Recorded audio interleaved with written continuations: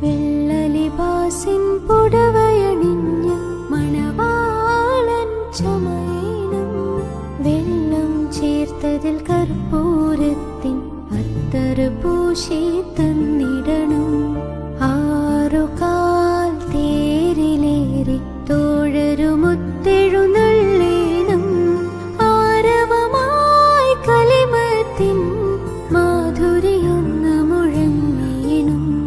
വെള്ളലിബാസിൻ പുടവയണിഞ്ഞ് മണവാളൻ ചമയണം. വെള്ളം ചേർത്തതിൽ കർപ്പൂരത്തിൻ അത്തറ് പൂശി